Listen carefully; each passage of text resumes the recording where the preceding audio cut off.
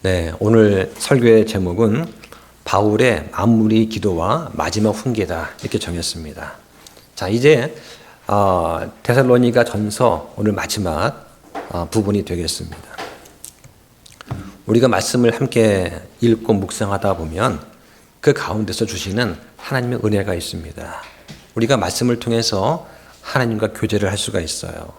그 말씀을 통해서 우리가 하나님의 은혜를 느끼고 또 감사할 일이 생기고 또 우리 마음에 화평이 있습니다. 그리고 이 말씀을 통해서 우리가 좋은 것을 함께 나눌 수 있는 그런 기회를 가졌어요. 우리가 서로 만나서 교제를 하게 되면 그 교제가 깊어질수록 서로에 대해서 잘 알게 됩니다. 마찬가지로 말씀을 깊이 연구하면 할수록 우리는 주님에 대해서도 잘 알게 되는 거예요. 그게 우리한테 복이 되는 것입니다. 성경은 말씀을 연구하라, 스터디, 공부하라고 분명히 말씀을 하시는 거예요. 예. 그러니까 설교 시간에 그냥 저 설교 언제 끝나나 하면서 한 20분, 30분 꼭 참고 있다가 다른 거 뭐 할 거 생각하고 그것이 아니라 이 설교 그 시간, 찬양하는 그 시간, 기도하는 그 시간에 내 온 영과 혼과 몸을 쏟아서 거기에 집중하는 거, 이게 아버지께서 원하시는 그런 예배가 될 수 있으면 되겠습니다. 지금까지 우리가 살펴본 성경 말씀, 특히 이 데살로니가 전서는 두 부분으로 나눠져 있습니다. 바울의 개인적인 반성, 또 사도로서 바울이 성도에게 주는 이런 지시와 권면, 이런 부분이 있어요. 그래서 1장에 보면은 바울이 이 데살로니가 교인들한테 주는 그 메시지가 있습니다. 하나님께서 너희를 택하신 것을 우리가 알고 있다. 이 바울 일행은 이 메시지의 서신을 읽는 그 성도들이 구원받은 사람이라고 하는 걸 전제로 해서 이 편지를 썼습니다. 그러면서 그들을 대하는 이 바울의 행위가 어떠했냐? 마치 유모가 자녀를 소중히 돌보는 것처럼 부드럽고 온화하게 성도를 대했습니다. 또한 아버지가 자녀를 대하듯 아주 권하고 어떨 때는 강하게 책망도 하면서 그렇게 또 위로를 또 해줬어요. 그 목적이 뭐냐? 성도들이 하나님께 합당하게 살아가도록 하기 위함이었다라고 바울은 말을 합니다. 바울은 그 성도들을 염려했습니다. 그들 가운데 믿지 않는 유대인들이 그들을 찾아와서 박해를 했습니다. 이 유대인들은 자신들은 예수님을 믿지도 않으면서 이방인들이 구원받는 것을 금했어요. 자기도 구원받지 못하고 남들도 구원받지 못하게 막는 그런 죄들을 가득 채웠습니다. 자, 그러다 보니까 바울이 어떤 고백을 합니까? 바울 일행의 그 소망이나 기쁨 또 환희의 왕관이 무엇이냐? 바로 그리스도께서 오실 때 그분 앞에 있을 바로 너희다 라고 하면서 성도를 위로를 한 것입니다. 디모데를 통해서 소식을 들으면서 바울은 큰 위로를 받았습니다. 어떤 소식이냐?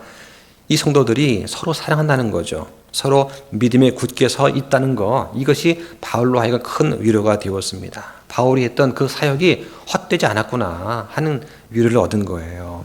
그래서 예수님께서 모든 성도와 함께 오실 때에 너희가 거룩함 가운데 흠 잡을 것이 없게 해주기를 기원하노라 하고 바울이 또 기도를 합니다.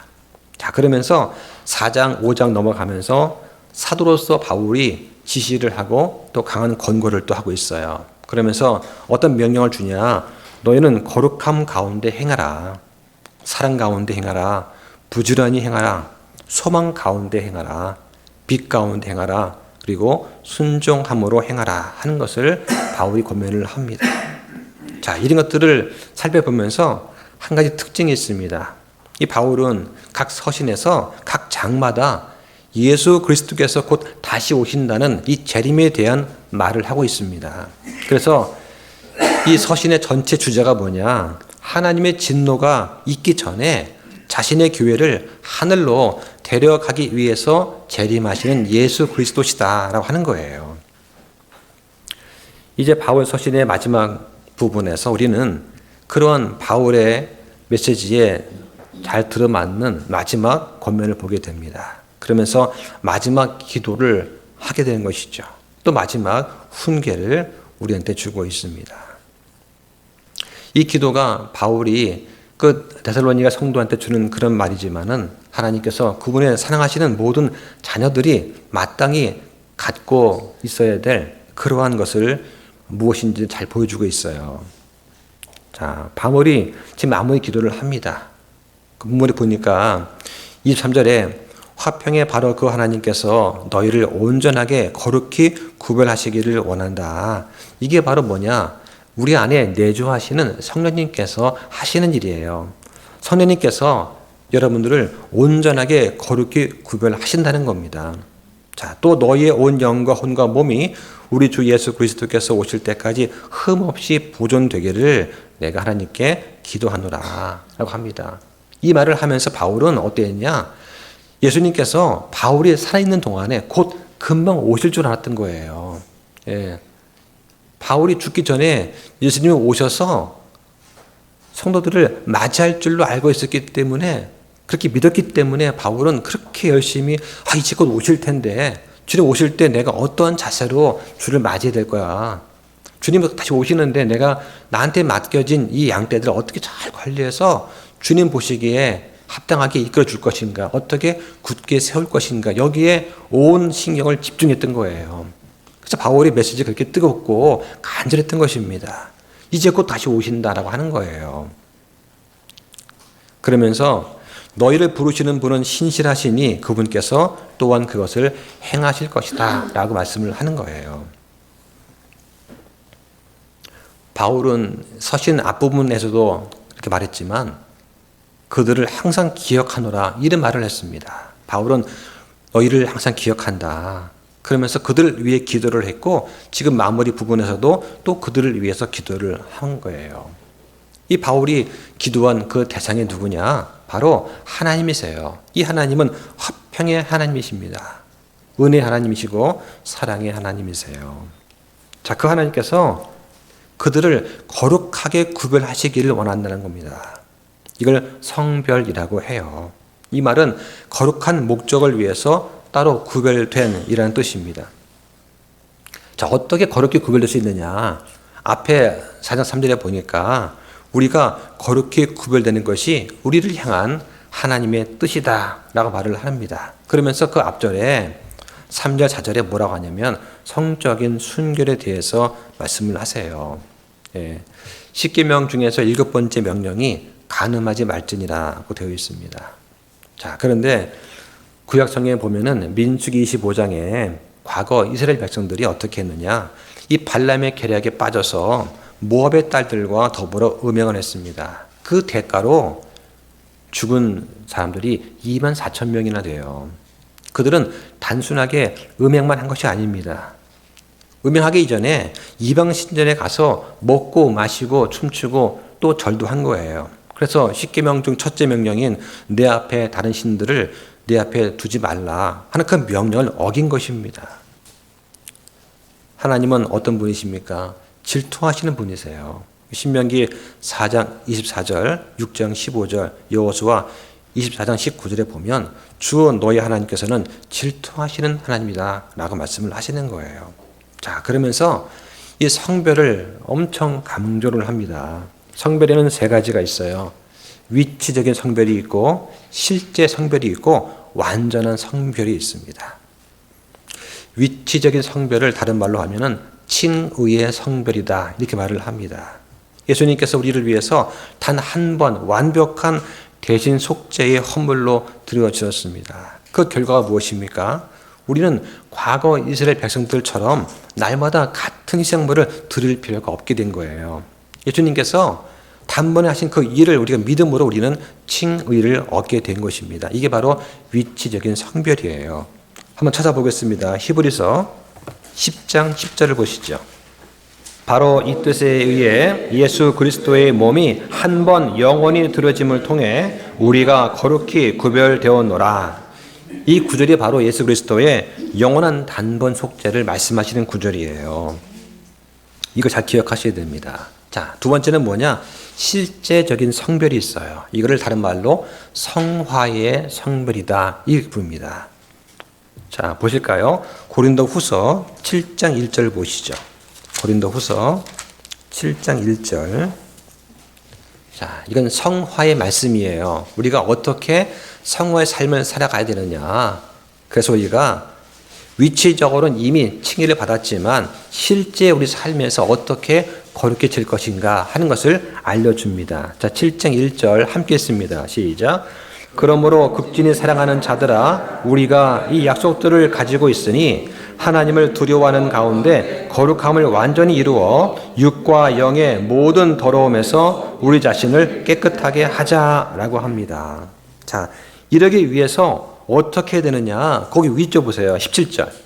자, 보시면 주가 말하노나 그러므로 너희는 저들 가운데서 나와 너희 자신을 분리하고 부정한 것을 만지지 말라. 그러면 내가 너희를 받아들여 너희에게 아버지가 되고 너희는 내 아들 딸이 되리라. 주 곧 전능자가 말하노라 하는 거예요. 이게 바로 성화의 성별입니다. 우리는 세상에서 우리 자신을 분리해야 됩니다. 거룩히 구별해야 되는 거예요. 그들과 함께 살고 세상에서 함께 살아가지만 그러나 그 가운데서도 내가 그리스도인이라고 하는 것을 우리가 드러내고 시인할 수 있어야 되는 것입니다. 우리가 함께 이 부족하게 지내자, 우리가 함께 부정을 저지르자 할 때 나는 그걸 못합니다. 나는 그리스도인이기 때문에 안 됩니다. 라고 자기를 드러낼 수 있어야 된다는 거예요. 그것 때문에 내가 그 조직에서 해고될 수도 있다. 하지만 그리스도인인 것을 시인하는 삶, 이게 거룩한 삶이에요. 자, 그 다음에 완전한 성별이 있습니다. 이걸 영화의 성별이라고 합니다. 한번 보시죠. 요한 1서 3장 2절을 보십시오. 자, 영화의 성별. 지금 우리는 몸을 입고 있습니다. 그러나 이 육체의 몸을 다 벗어버리면 주님께서 오시면 우리가 부활하거나 휴거를 하면 우리 그때 영화로운 몸을 갖게 되는 거예요. 이게 영화의 성별입니다. 자, 3장 2절 함께 있습니다. 시작. 사랑하는 자들아 이제 우리는 하나님의 아들들이니라. 우리가 앞으로 어떻게 될지는 아직 나타나지 아니하였으나 그분께서 나타나시면 우리가 그분과 같게 될 줄 아노니 이는 우리가 그분을 그분께서 계신 그대로 볼 것이기 때문이라. 그분과 같게 된다는 거예요. 예수 그리스도의 몸처럼 우리가 시간과 공간을 초월할 수 있는 그런 몸을 갖게 되는 거예요. 또 죄를 짓지 않는 몸, 실수가 없는 몸을 갖게 된다는 것입니다. 이것이 아버지께서 원하시는 거룩함이에요. 자, 하나님께서는 분명히 화평의 하나님이라고 말씀을 하십니다. 하나님께서 이 말씀을 통해서 행하시는 일이 있어요. 하나님께서 말씀을 통해서 행하신 일이 있다. 첫 번째는 뭐냐? 거룩히 구별하시는 거예요. 요한복음 17장 17절에 보면 아버지 진리로 그들을 거룩히 구별하옵소서. 아버지 말씀은 진리니이다. 하나님께서는 이 진리의 말씀으로 성도를 거룩히 구별하시는 거예요. 자, 요즘에 교회를 보면 어떻습니까? 교회에 물론 다 그렇진 않지만 교회 진리가 없고 행사 프로그램만 가득해요. 예, 교회 가면 사람이 많습니다. 돈도 많습니다. 그리고 프로그램도 많아요. 이런저런 많은 일을 한다고 합니다. 하지만 그 속에 진리가 없는 거예요. 예, 설교 시간 길어야 20분, 15분 합니다. 그리고는 다른 일을 하는 거예요. 그 일을 위해서 예배는 형식적인 것에 불과한 것이죠. 빨리 저 설교 끝났으면 좋겠다. 오늘 내가 끝나고 해야 될 일이 이게 많은데 그래가지고 예배가 되겠습니까? 사람들이 성경 공부를 외면하는 거예요. 예. 성경 공부는 하기 싫어해요. 우리가 오후에는 성경 공부를 합니다. 근데 오전 예배만 마치고 가는 분들이 많이 계세요. 예. 자, 삶이 중요하다, 실천이 중요하다, 행함이 중요하다 라고 말을 하지만 정작 영적인 삶과 그 실천의 바탕이 되는 진리의 말씀은 팽개치고 있는 건 아닌가 하는 거예요. 거룩한 행실, 거룩한 삶을 강조하면서 이 거룩함의 기초가 되는 말씀을 잃지 않는 거예요. 이건 마치 나무의 뿌리를 잘라내고 줄기만 가지고 심으려는 그런 것과 같은 것입니다.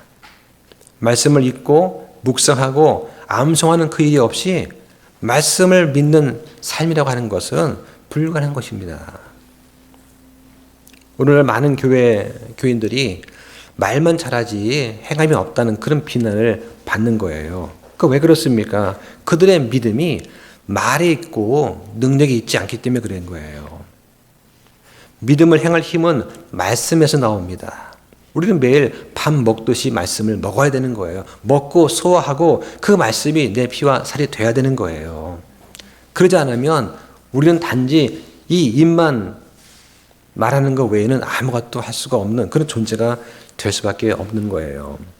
자, 두 번째는 뭐냐? 말씀을 통해서 하나님께서는 우리한테 상속 유업을 주세요. 사도행전 20장 32절에 보니까 내가 너희를 하나님과 그분의 은혜의 말씀에 맡기노니 이 말씀이 너희를 능히 든든히 세워 거룩히 구별된 모든 자들 가운데서 너희에게 상속 유업을 주리라. 그 말씀을 하시는 겁니다. 주님을 위해서 아무리 작은 일이라도 신실하게 했다면 보상을 받는 것입니다. 예수님께서 다 알고 계시는 거예요. 드러나지 않지만 주님을 위해서 아무리 작은 일이라도 신실하게 했으면 주님은 그것을 잊지 않으세요. 그런데 자신만을 위해서 살아온 인생은 나중에 심판석 앞에서 후회하고 눈물을 흘릴 것입니다. 남의 눈치 볼 것 없습니다. 주님을 위한 일이라면 아무리 작은 일이라도 그것이 교회 바닥에 떨어진 휴지를 줍는 일이라도 그 일을 믿음으로 하면 되는 거예요. 그러면 심판석에서 예수님께서 잊지 않으신다는 거예요. 자, 세 번째는 뭐냐? 말씀을 통해서 우리는 다시 태어나게 됩니다. 성경에 보니까 너희가 다시 태어난 것은 썩을 씨에서 난 것이 아니요 썩지 아니할 씨에서 난 것이다. 그리고 살아있고 영원히 거하는 하나님 말씀으로 된 것이다. 이렇게 말씀을 합니다. 한번 구원받은 사람은 결코 구원을 잃어버릴 수가 없습니다. 구원은 출생하는 거예요. 구원은 다시 태어나는 것입니다. 엄마 뱃속에 태어난 사람이 성령으로 다시 태어나야 되는 거예요. 이것은 믿음으로 은혜로 되는 것입니다. 우리는 행위로 구원받지 않습니다. 행위로 구원을 유지하지 않습니다. 오직 은혜로 가능한 거예요. 그래서 율법의 반대말이 은혜입니다. 따라서 우리가 어떤 행위를 한다고 해서 구원을 잃어버리는 것이 아니고 어떤 행위를 하지 않는다고 해서 구원을 잃어버리는 것도 아니에요. 행위와 구원은 관계가 없는 거예요. 다만 믿는 다음에 우리의 믿음을 행위로 드러낼 뿐입니다. 자, 한번 또 찾아보겠습니다. 디모데후서 2장 13절 보시죠. 우리가 믿지 아니하여도 그분은 항상 신실하시니 그분은 자신을 부인하실 수 없느니라. 자, 여기 보니까 우리가 믿지 아니하여도 라는 말 나옵니다. 이게 무슨 말일까요? 믿지 아니하여도 믿고 구원받았다가 내가 더 이상 믿지 않겠다. 믿음을 부인하면 구원을 잃어버린다는 뜻일까요? 그렇지 않습니다. 믿고 구원받았습니다. 침례받았어요. 그런데 그 믿음의 말씀이, 믿음의 씨앗이 돌밭에 떨어지고 가시밭에 떨어져서 세상의 염려 때문에 낙심하거나 영적으로 침체될 수가 있어요. 예. 그런 분들이 우리 가운데 있지 않습니까? 예. 예수님 믿겠다고 해놓고는 침략까지 받고 나서 세상의 어려움 때문에, 경제적 어려움 때문에 교회를 나오지 않는 그런 분들도 계신 거예요. 자, 그럼 그분이 말씀을 읽겠냐, 집에서. 그렇지 않다는 겁니다. 말씀을 읽지 않고 교회도 잘 나오지 않게 될 수 있어요. 바로 이렇게 믿음의 행위가 나타나지 않더라도, 신실한 모습을 보이지 못하더라도 이게 바로 믿지 아니하여도란 뜻이에요. 우리가 그렇게 믿음의 행위를 드러내지 못하고 신실한 모습을 보이지 못할지라도 그분은 항상 신실하시니 자신을 부인할 수 없다라고 말씀하시는 겁니다. 우리가 믿지 않아도 그분 누구입니까? 우리 안에 계신 분 예수 그리스도예요. 성령님입니다. 그분께서는 신실하시고 믿음으로 가득 찬 그런 분이세요. 하나님은 우리 안에 계신 성령님을 결코 부인할 수가 없는 겁니다. 우리가 주님을 믿을 때 우리는 주님과 결합해서 한 영이 되었습니다. 그리고 우리는 주님의 몸이 된 거예요. 따라서 결코 구원을 잃어버릴 수가 없다는 것입니다. 주님께서는 자신과 하나가 된 우리를 부인하지 않으십니다. 주님께서는 우리를 단번에 영원히 구원하셨어요. 이걸 기억하시기 바랍니다. 예수 그리스도께서 단 한 번의 대속으로 모든 사람의 죄값을 치루어 주셨습니다. 이 교리를 믿을 수 있어야 돼요. 이걸 믿지 않게 되면 어떻게 되느냐? 예수님께서 아직 값을 치러 주지 않은 그런 죄가 나한테 남아있다라고 생각하게 되는 거예요. 그리고 그 죄를 지으면 구원을 잃어버리지 않을까 이렇게 의심하게 되는 것입니다. 성경은 그렇게 말하지 않습니다. 우리가 죄를 짓고 잘못하면 심하면 육신의 징계를 당하고 더 심하면 죽을 수도 있어요. 그러나 우리의 혼은 구원을 받는 것입니다. 오직 믿지 않는 사람들만 영원한 불호수라는 그런 혼의 징계를 받는 거예요. 하나님은 구별하시되 온전하게 거룩하게 구별하십니다. 부분이 아니라 전체적으로 거룩히 구분하시고 우리의 몸과 혼과 영을 다 보존하시는 거예요. 사람은 하나님의 형상을 따라서 지음받았습니다. 자, 이 말씀 오늘 좀 드리려고 그래요. 우리가 하나님 형상으로 지음받았다는 말이 뭐냐? 오늘 이걸 좀 잘 이해하면 좋겠습니다. 사람은 아버지 하나님, 아들 하나님, 성령 하나님 이 삼위일체를 따라서 우리도 영과 혼과 몸의 삼중적인 존재로 지음받았어요. 사람의 영은 볼 수 없습니다. 하지만 느낄 수는 있어요. 여러분 기도할 때 어떻습니까? 영이 뜨거워지지 않습니까? 이게 바로 아버지 하나님을 닮은 거예요. 사람의 혼은 볼 수 없습니다. 느낄 수도 없어요. 이게 바로 성령 하나님을 닮은 거예요. 사람의 몸은 볼 수도 있고 만지고 느낄 수 있습니다. 이게 바로 아들 하나님 예수 그리스도를 닮은 거예요. 자, 삼위일체는 성부, 성자, 성령 중에서 한 분만 안 계셔도 성립이 안 되는 겁니다. 이걸 어떻게 설명하느냐? 보통 시간에 비추어 설명을 합니다. 자, 시간은 과거와 현재와 미래로 되어 있어요. 이 중에 하나만 빠져도 시간이 성립이 안 되는 겁니다. 그렇지 않습니까? 자, 여기 성경에 있어요. 물체가 있어요. 물체가 어떻게 되죠? 가로와 세로와 높이가 있잖아요. 이게 있어야 물체가 되는 거예요. 그런데 가로 있고 세로 있는데 높이가 없다면 물체가 안 되는 거예요. 종이 한 장도 높이가 있는 거예요. 이렇게 한 가지가 없으면 그 개념 자체가 성립이 안 된다. 자, 그런데 사람은 어떠냐? 사람은 몸과 혼과 영으로 되어 있는데 이건 삼위일체라고 하지 않습니다. 그러니까 삼중적 존재라고 그래요. 왜냐하면 그 중에 하나가 작동을 안 해도 존재할 수는 있어요. 자, 모든 사람은 태어날 때 영적으로 죽은 상태로 태어납니다. 다시 말하면 하나님과 교통하는 수단이 끊어진 상태로 태어나는 거예요. 하지만 사람이지 않습니까? 그러다가 예수 그리스도를 영접하게 되면 죽어있던 영의 기능이 살아나는 거예요. 그리고 하나님과 우리가 소통하고 교통할 수 있게 됩니다. 그래서 영, 스피릿은 뭐냐? 하나님과 대화할 수 있는 기능을 맡은 부분이 영이에요. 자, 그 다음에 혼수 상태가 있습니다. 몸은 정상 작동을 하는데 정신이 나가 있는 거예요. 혼수 상태. 즉 자기를 인식하는 그 혼의 기능이 멈춰 있는 사람. 하지만 사람입니다. 그죠? 네. 자, 몸이 마비되었습니다. 말도 할 수 있어요. 기도할 수 있습니다. 근데 하반신이 마비돼 가지고 몸이 세상을 인식하지 못해요. 만져도 모르고 뜨거운 거 만져도 뜨거운 줄 모르고 찔러도 아픈 줄 몰라요. 이건 몸의 기능이 멈춰 있는 것이죠. 하지만 그건 사람이라고 할 수 있어요. 이게 바로 삼위일체와 삼중 존재의 차이점이다. 자, 성경은 뭐라고 하냐면 사람이 몸과 혼을 모두 잃어버릴 수 있다라고 말을 합니다. 마태복음 16장 26절에 말씀을 하시죠. 그러다가 예수 믿는 순간에 혼이 구원을 받게 됩니다. 예수님께서는 우리의 몸과 혼이 구원받는 데 필요한 모든 값을 다 치루어 주셨습니다. 성경은 혼의 구원이 가장 중요하다고 말씀을 하는 거예요. 자, 통계하면은 사람은 하나님의 형상을 닮았습니다. 그래서 자기를 의식하고 양심도 있고 도덕적인 성품이 있어요.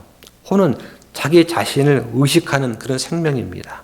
짐승도 혼은 있습니다. 그러나 그 짐승의 혼은 불멸의 혼이 아니에요. 짐승은 죽으면 혼이 그냥 사라져버리는 거예요. 영도 사라집니다. 자, 혼은 지성과 어떤 분별력, 양심, 의지를 가지고 있는 인격체다. 그래서 생각을 하고 기억을 하고 양심적으로 판단하고 의지를 가지고 하는 것. 이게 바로 혼의 역할이에요. 성경은 나한테 혼이 있다라고 말하지 않고 나는 곧 혼이다 이렇게 말을 합니다. 성경은 사람을 가리킬 때 혼이라고 표현해요. 그리고 성경은 잃어버린 혼들이 있다라고 말을 합니다. 그 잃어버린 혼들을 구원하는 것이 하나님의 뜻이에요. 우리가 그 혼들을 구원하기 위해서 우리는 파송받은 사역자들이다. 자, 영은 하나님을 의식하는 부분입니다. 그런데 믿지 않는 사람들은 영적으로 죽어 있기 때문에 하나님을 알지 못해요. 그래서 구원받으면 하나님과 소통합니다. 기도하고 믿음을 가지고 또 소망하게 됩니다. 또 주를 경외하게 되는 거. 이게 영이에요. 자, 몸은 어떠냐? 몸은 세상을 의식합니다. 그렇죠? 보고 듣고 맛보고 하는 것들 다 세상에 있는 것들을 우리가 의식하는 거예요. 자, 그런데 사람이 죽으면 어떻게 되느냐? 혼이 떠납니다. 영은 하나님께 갑니다. 몸은 무덤에 들어가는 거예요. 그래서 누가복음 16장에 보면은 거지 나사로와 부자 얘기가 나오죠. 예, 그들은 죽은 사람들이지만 서로가 서로를 알아볼 수 있는 어떤 중간 단계의 몸이 있다고 하는 것을 보여줍니다. 자, 그래서 혼과 영과 육을 이렇게 보통 설명을 많이 합니다. 자, 타락하기 전에 에덴 동산에 있던 그 아담을 한번 예를 들어 볼게요. 자, 한번 비유해서 보면은, 자, 만약에 아담이 차를 샀다고 생각해 보십시오. 예, 새 차를 다 뽑았습니다. 기분 좋게 고속도로를 쫙 달리고 있어요. 예, 이걸 한번 상상해 보라는 것이죠. 예, 아담이 새 차를 탔어요. 고속도로를 달립니다. 그렇죠? 자, 그런데 라디오를 틀었더니 그 라디오에서 천국에서 나오는 그러한 음악과 성경의 메시지를 막 들으면서 다니는 거예요. 얼마나 행복하겠습니까? 그죠? 이럴 때 운전자는 사람의 혼이고 차는 몸이고 라디오는 영이다. 이렇게 비유할 수가 있는 거예요. 자, 그런데 아담이 운전하다가 잘못을 해가지고 길을 벗어나서 나무에 꽝 충돌을 했습니다. 그러면 그때 세 가지 일이 일어난다. 그 자동차, 즉 몸이죠. 이 자동차는 굴러가긴 하지만 크게 상했기 때문에 결국 기계가 망가져서 결국은 폐차를 하게 됩니다. 즉 육체의 죽음을 맞게 되는 거예요. 자, 라디오는 영입니다. 그래서 이 라디오가 완전히 망가져서 소리가 안 나는 거예요. 즉 영적으로 죽어 있는 겁니다. 더 이상은 천국의 메시지를 들을 수도 없고 하나님과 소통할 수도 없는 거예요. 자, 운전자는 혼입니다. 살아는 있어요. 망가진 차에서 나왔습니다. 그런데 그 잘못 때문에, 실수 때문에 위로우신 재판장 하나님의 정죄를 받아야 됩니다. 따라서 그 혼은 구원이 필요한 거예요. 그런데 그 사람이 구원받지 않고 계속 가게 되면 어떻게 되느냐? 그냥 라디오는 꺼져 있고 그 망가져가는 차를 가지고 끝까지 그 인생길을 살다가 그냥 가는 거예요. 그러다가 차가 멈추면, 즉 몸이 죽으면 차를 두고 떠나서 결국은 불호수로 들어가게 됩니다. 이게 믿지 않는 자의 인생이에요. 자, 그런데 이 불신자가 믿게 되면 그때 벌어지는 일이 세 가지가 있습니다. 몸은 어떻게 되느냐? 비록 망가져가는 차를 하나님이 고쳐주지는 않으세요. 즉 내가 믿습니다 한다고 해서 암이 낫고 질병이 낫는 게 아니에요. 대신 이 몸 자체를 나중에 완전히 새 것으로 바꿔주십니다. 우리가 부활하고 휴거하게 되면 영원한 몸을 주시는 거예요. 자, 그럼 라디오, 영은 어떻게 되느냐? 곧바로 이 부서진 라디오를 고쳐주십니다. 그래서 우리 구원받게 되면 그때부터 우리는 라디오를 틀어서 천국의 음악과 설교 메시지를 듣게 되는 거예요. 그래서 우리가 지금 여기 와서 여러분이 지금 설교를 듣고 있는 것입니다. 자, 그럼 운전자 혼은 어떻게 되느냐? 이 혼은 정죄의 위험에 있었습니다. 사고를 냈으니까 처벌받아야죠. 자, 그런데 하나님께서 구원을 통해서 화평을 얻게 되는 거예요. 지옥을 두려워하지 않고 천국을 소유로 상속 유업받게 되는 거예요. 예수님께서 말씀하시기를 예수님께서 처소를 예배하면 다시 와서 우리를 맞아들이고 함께 있게 하겠다라고 말씀을 하시는 거예요. 이게 바로 영과 혼과 몸이 구원받지 않은 상태에서 구원받게 되면 일어나는 그런 변화입니다. 여러분은 구원받은 사람이기 때문에 영적으로 하나님과 소통할 수가 있고 기도할 수가 있고 기도 응답할 수 있는 채널이 열린 상태예요. 예, 얼마나 좋습니까? 비록 몸은 계속 망가지고 있어요. 어쩔 수 없는 겁니다. 예. 그렇지만 우리 혼은 어떻습니까? 우리 혼은 구원받아서 지금 죽어도 우리가 내일 하나님의 왕좌 오른편에 앉게 된다는 거예요. 왜? 예수 그리스도가 계시기 때문에 그렇습니다. 우리는 예수 그리스도의 몸의 일부이기 때문에 우리가 지금 죽어도 우리는 하나님의 왕좌 오른편에 앉아 있게 된다라고 하는 것입니다. 자, 바울의 기도 세 번째는 뭐냐? 흠없이 보존되기를 기도하고 있어요. 바울은 앞에서 3장 13절에 이렇게 기도를 했습니다. 거룩함 속에서 흠 잡을 것이 없도록, 즉 비난받을 것이 없도록 해주시기를 기도하노라, 이렇게 말을 합니다. 언제 될까요? 우리 주 예수 그리스도께서 자신의 모든 성도와 함께 오실 때 그때 된다고 말씀을 하는 거예요. 그때 우리는 흠 없이, 즉 비난받을 것이 없이 우리를 주님 앞에 제시하게 됩니다. 자, 그 일은 어떻게 가능한 것이냐? 예수님께서 자기의 죽음을 통해서 가능하게 하신 거예요. 예수님께서 죽음을 통해서 자기 육체의 몸으로 화해를 이루었기 때문에 가능한 것입니다. 우리 겉사람, 이것은요, 아담의 죄 때문에 육체적인 죽음을 맞게 되는 거예요. 누구도 여기에서 벗어날 수는 없습니다. 하지만 구원받은 순간에 우리 안에 속사람, 새 사람이 창조가 되었습니다. 이 속사람은 결코 구원을 잃어버릴 수가 없어요. 왜냐하면 그 속사람은 죄를 지을 수가 없기 때문입니다. 우리 겉사람은요, 죄를 짓습니다. 또 때로 내 욕심 때문에 말씀을 거역할 때도 있어요. 그래서 그 결과가 뭐냐? 하나님과 교제가 끊어집니다. 기도가 안 돼요. 찬양이 안 나옵니다. 교회도 안 나가게 돼요. 낙심합니다. 영적으로 침체할 수가 있어요. 심하면 징계를 받는 거예요. 하지만 우리가 죄의 자백을 통해서 회개하고 교제를 회복할 수가 있는 것입니다. 자, 그런데 우리의 속 사람은 달라요. 죄를 지으면 어떡하나 걱정할 필요가 없습니다. 왜냐하면 우리 안에 속 사람은 죄를 지을 수조차 없기 때문입니다. 속 사람은 결코 죄를 짓지 않아요.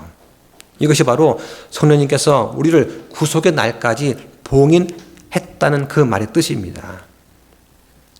성령이 우리가 예수 그리스도 날까지 흠이 없이 보존된다고 하신 말씀이 바로 그 말씀이에요. 우리 속사람은 죄를 짓지 않기 때문에 봉인돼서 보존되는 것입니다.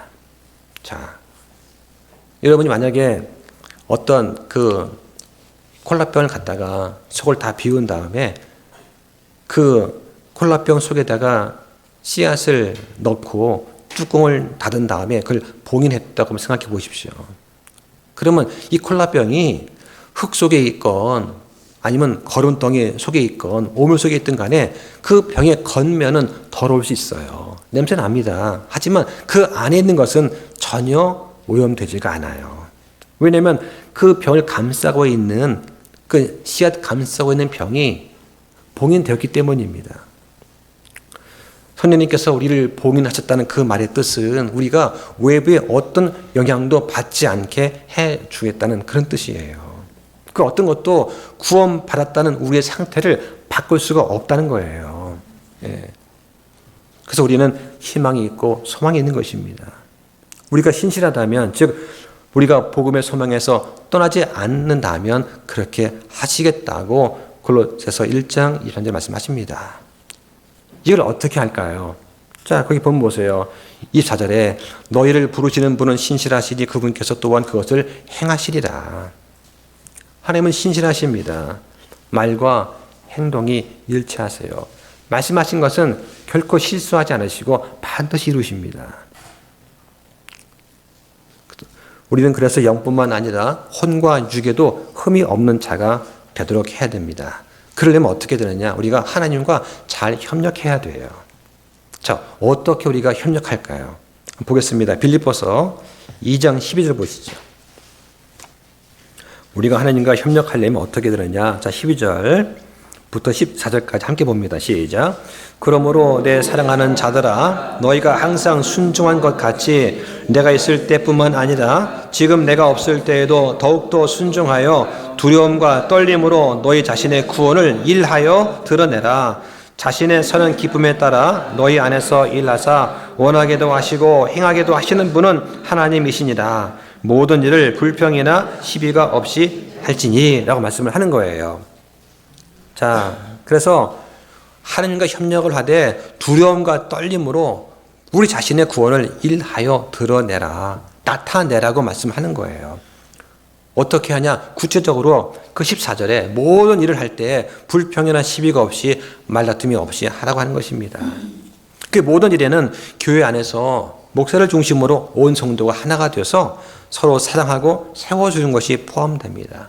뿐만 아니라 교회 밖에서 이웃에게 또 믿지 않는 자들의 눈에 보기에 믿는 자들의 행실이 중요한 거예요. 그래서 한 교회가 다른 교회를 비방하든가 시기 질투하면 안 된다 하는 것입니다. 나의 어떤 체면과 명예와 이익 때문에 없는 말로 거짓 선동하거나 거짓으로 해방하면 안 된다는 거예요. 말씀을 가르치는 목사라면 일반 성도보다 훨씬 더 무거운 하나님의 책망이 있다는 것을 알아야 됩니다. 이게 당연한 거예요. 근데 뻔히 알면서 죄를 짓는 겁니다. 그 때문에 실족하는 성도가 나오기도 하는 거예요.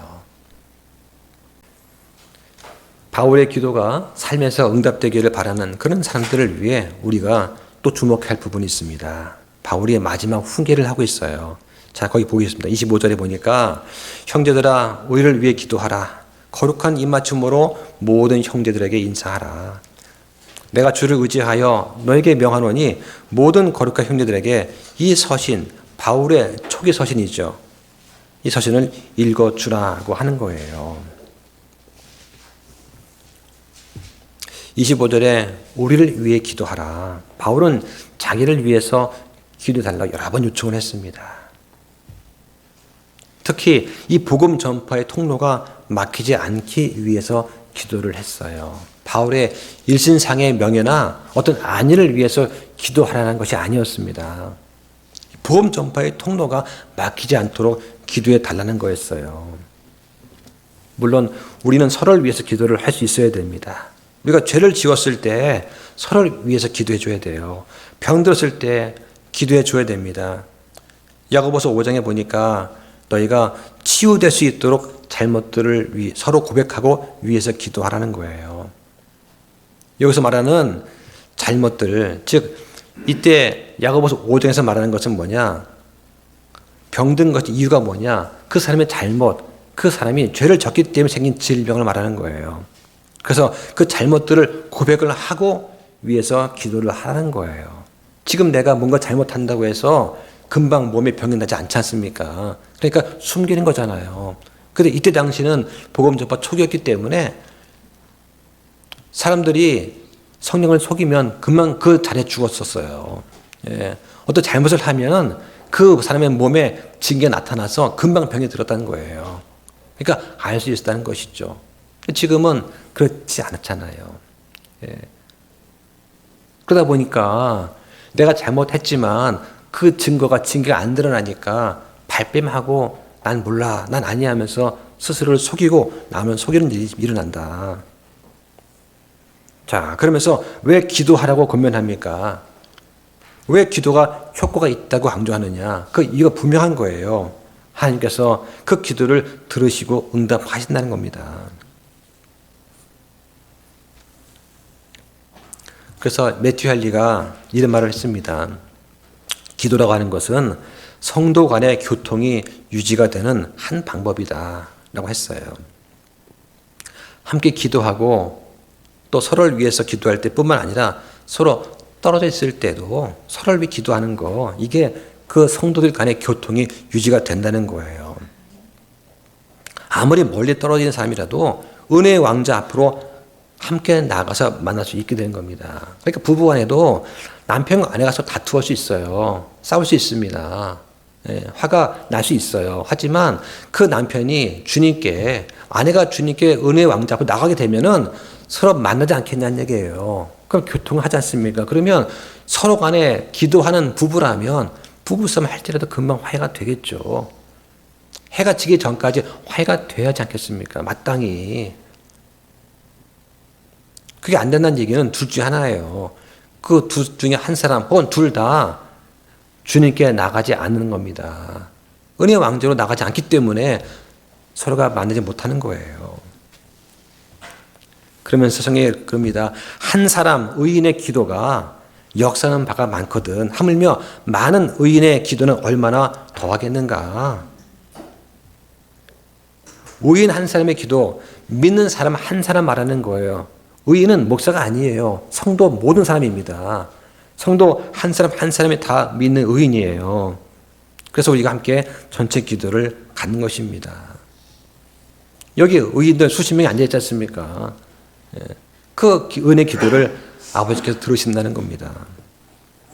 자, 그러면서 그 다음 구절에 거룩한 입맞춤으로 인사하라고 합니다. 바울은 거룩한 입맞춤으로 서로에게 문안하라고 여러 번 명령을 했습니다. 그래서 이 바울 서신에 보면 이런 말 많이 나와요. 이 거룩한 입맞춤은 당시의 일반적인 관행이었습니다. 근데 지금 우리는 이제 거룩한 입맞춤 하지 않고 만나면 악수를 하고 포옹을 하죠. 자, 그 다음 구절 보니까 이 서신을 읽어주라고 합니다. 바울은 이 편지를 모든 형제한테 읽어달라고 부탁을 했습니다. 그래서 골로새 교인들, 그 다음에 라오디게아 교인들한테 편지한 것처럼 서로 돌려가며 읽으라고 했어요. 이 서신은 바울의 초기 서신입니다. 그리고 베드로가 증거했듯이 바울의 서신들은 하나님의 성경 기록이다라고 베드로후서 3장 16절에 증거를 합니다. 바울이 쓴 서신은 성경 기록이에요. 성경 말씀입니다. 우리는 삶에서 이 성경의 중요성을 과소평가하면 안 됩니다. 이 말씀은 우리를 거룩하게 하시는 하나의 방법이 됩니다. 성령을 통해서 진리의 말씀에 순종할 때 우리가 다시 태어나고 혼이 깨끗하게 될 수 있는 것입니다. 이 진리의 말씀으로 우리를 나오셨고 우리 혼을 능히 구원하시는 거예요.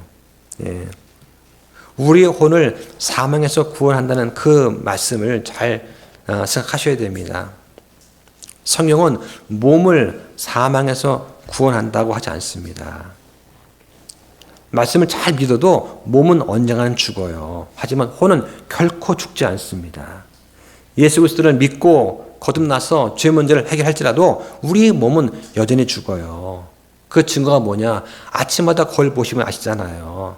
어제보다 오늘 더 망가져 있습니다. 그래서 어느 때부턴가 거울을 보지 않게 됐잖아요. 저도 보지 않습니다. 거울 안 봅니다. 끔찍해요. 그러니까 예전에 집문 사진 제가 한참 이렇게 강의할 때 사진 보면은 뿌듯해요. 그때 뭐 거의 80kg 되고 말이죠. 마이클 자크 막 강의하는 모습 찍어놓은 영상들이 있어요. 젊다는 건 좋은 거예요. 저는 제가 30대 때 저한테는 50이란 나이가 안 올 줄 알았어요. 영원히 30일 줄 알았어요. 그리고 50이 될 때는 저는 70이 안 올 줄 알았습니다. 근데 이상하게 하루하루가 빨라지는 것 같아요. 롤러코스터를 타고 지금 내려가는 거예요. 점점 속도가 붙습니다. 자, 그런데 우리의 혼은 새로운 생명을 얻었습니다. 우리 혼은 영원히 죽지 않아요. 죄에서 돌이켜 예수 그리스도를 믿게 되면 우리 몸은 망가지고 죽지만 혼은 구원을 받는 거예요. 예수 믿는다고 해서 몸이 건강해지고 병이 낫는 거 아닙니다. 물론 간구하면 들어는 주시죠. 근데 성경에는 예수 믿으면 병이 낫는다고 하는 그런 말 없습니다. 다만 성경은 예수 믿으면 혼이 구원받는다고 분명히 말씀을 하시는 거예요. 바울이 그 형제들한테 이 말씀을 맡겼던 것처럼 우리도 거룩하게 된 그런 사람들이기 때문에 약속된 상속 유업을 원한다면 말씀에 순종을 해야 됩니다.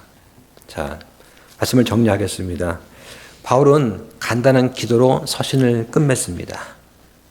28절에 우리 주 예수 그리스도의 은혜가 너희와 함께 있기를 원하노라. 아멘이라고 합니다.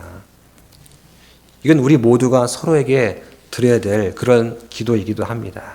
우리 모두한테 필요한 게 무엇입니까? 은혜 아닙니까? 그죠? 네. 우리 모두는 우리 삶에 주님의 은혜가 임하기를 원하지 않습니까? 제가 잊지 못하는 설교가 있어요. 주일날 교회 가서 찬양을 하는데 눈물바다인 거예요. 눈물바다. 예. 아버지 은혜가 그렇게 클 수가 없는 거예요. 예. 그리고 설교 말씀 할 때마다 그냥 한 번도 하지 않다는 아멘, 아멘 튀어나오는 거예요. 목사님이 그럽니다. 이게 다 주님의 은혜시죠? 아멘 그러는 거예요. 다 주님의 사랑입니다. 아멘 그러는 거예요. 이게 다 주님의 역사이지요. 아멘 하는 겁니다. 그때 제 마음속에 박혀있던 세 단어 다 주님의 사랑입니다. 다 주의 은혜입니다. 다 주의 역사입니다. 이 말이 그때 이후 제 마음에 떠난 적이 없어요. 네. 우리는 서로를 위해서 기도할 수가 있습니다. 서로를 위해서 간구할 수가 있어요. 흠없이 보존되도록 또 성경을 열심히 읽고 우리 혼이 깨끗하게 되도록 한 것입니다. 하나님이 쓰시는 사람은 어떤 사람일까요? 유능한 사람일까요? 잘난 사람입니까? 많이 배운 사람일까요? 재능이 많아야 됩니까? 그렇지 않습니다. 하나님은요, 깨끗한 사람을 쓰세요. 멋있고 휘황찬란한 그런 그릇이 아니라 깨끗한 그릇을 하나님은 사용하세요. 이게 바로 우리가 거룩하게 구별되어야 되는 이유입니다. 거룩하게 깨끗하게 구별되어야지만 하나님께서 우리를 사용하시는 겁니다. 주님께서 강림하실 때 우리의 영과 혼과 몸을 흠없이 보존하실 것입니다. 그런 주님께서 기뻐하시는 거룩한 성도가 되기를 주님 이름으로 축원합니다. 기도하겠습니다.